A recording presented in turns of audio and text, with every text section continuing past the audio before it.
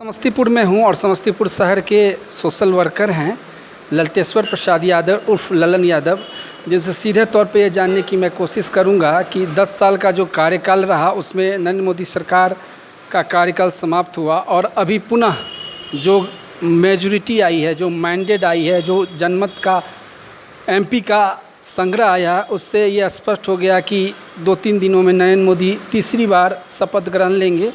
तो भारत के प्रधानमंत्री के तौर पे उनका ये तीसरा कार्यकाल रहेगा। लेकिन कुछ ऐसी बिंदु है जिस बिंदु को लेके आम जनता की भावनाओं को कद्र करते हुए उस पे विचार करने की भी गुंजाइश सरकार को करनी चाहिए। और उसी सिलसिले में मैं इनसे पूछता हूँ, आपसे मैं सीधे एक ही सवाल करूँगा कि 10 साल का कार्यकाल गुजरा और 5 साल का कार्यकाल फिर उनके पास ही जा रहा है, तो उसमें जो विशेष रूप से व्यापारी वर्ग हैं, किसान वर्ग हैं या फिर जो बेरोज़गार नौजवान हैं, उनके लिए बहुत सारी बातें, अच्छी बातें कही जाती है, सुनी जाती है।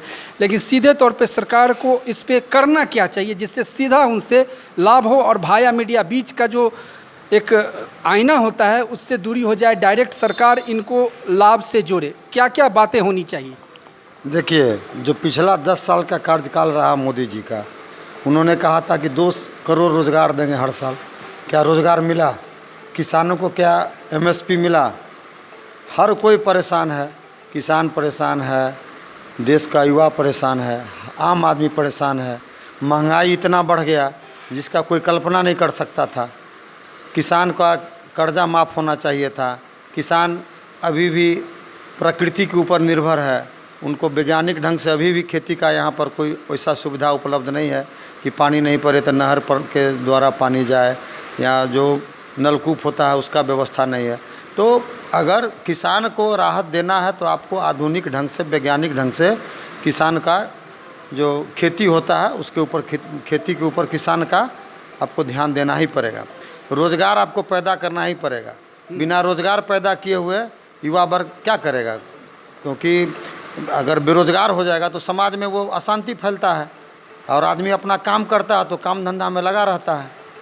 व्यापारी वर्ग को देखिए कि जीएसटी अभी तक बहुत लोग नहीं समझा कि जीएसटी क्या है। इतना जीएसटी लगा दिया गया, ऑनलाइन व्यवस्था को बढ़ाया दिया गया, जैसे छोटे छोटे व्यापारी, मध्यम वर्ग के व्यापारी जो हैं उनका रोजी रोटी चलना मुश्किल हो गया। दुकान खुला हुआ, ग्राहक नहीं है।